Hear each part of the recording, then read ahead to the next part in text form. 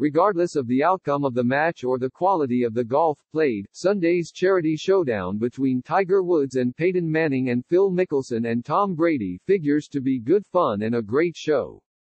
It is, after all, live golf featuring the biggest stars of this generation in golf and football at a cool golf course, Medalist, that boasts some of the biggest names on the PGA Tour as members, and it's set to raise some $10 million for COVID-19 relief.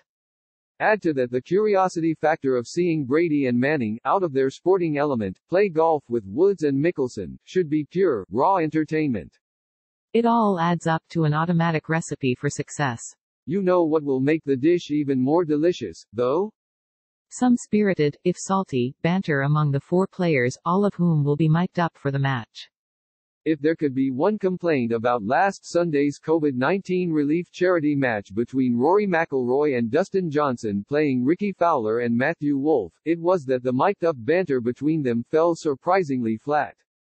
When Woods and Mickelson faced each other in that mano-a-mano $9 million winner-take-all match in November 2018, the two players were mic'd up, but the back-and-forth was more awkward than entertaining, particularly as Mickelson took the lead on the back nine and Woods, grinding to stay in the match, clammed up.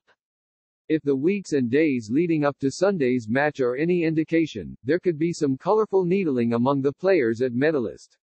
Mickelson, after all, carries one of the sharpest needles on the PGA Tour, and Manning is highly underrated for his comedic appeal, having successfully hosted Saturday Night Live back in the day and currently hosts the entertaining Peyton's Places shorts on ESPN.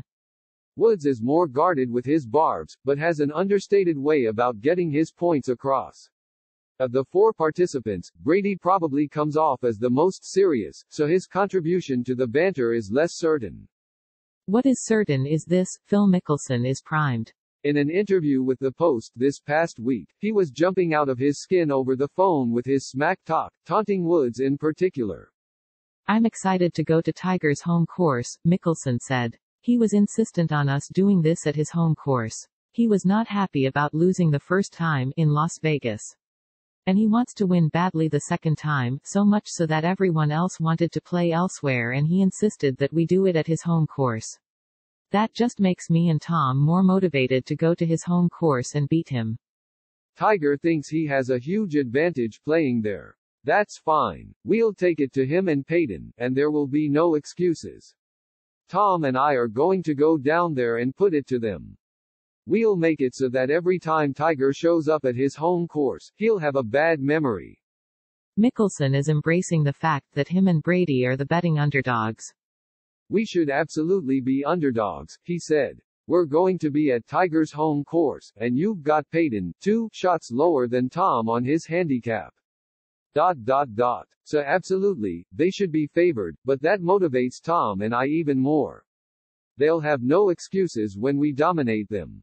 In a recent TV interview with the four players to promote the event, when Mickelson bragged about his $9 million win in Vegas, Woods got up from his chair and fetched the green jacket from his fifth Masters victory. Mickelson has 3, and jokingly used it as a blanket. "Let's hope for more of that Sunday." Mickelson appears poised to provide it. Hopefully Woods will bring his sharp-tongued A game. Phil thrives in the smack-talking repartee, Golf Channel analyst Brandel Chambly told The Post this past week. "He loves to get the needle in, so I suspect Phil will be the one that needles the most." As for Woods, "Throughout my life watching Tiger, listening to him and even playing against him, I've always been amazed at how humble he is," Chambly said. "He's never really talked smack. He doesn't walk around like a peacock, doesn't big-time players. By all comparisons, he's been pretty darned humble. Tiger has never needed to needle."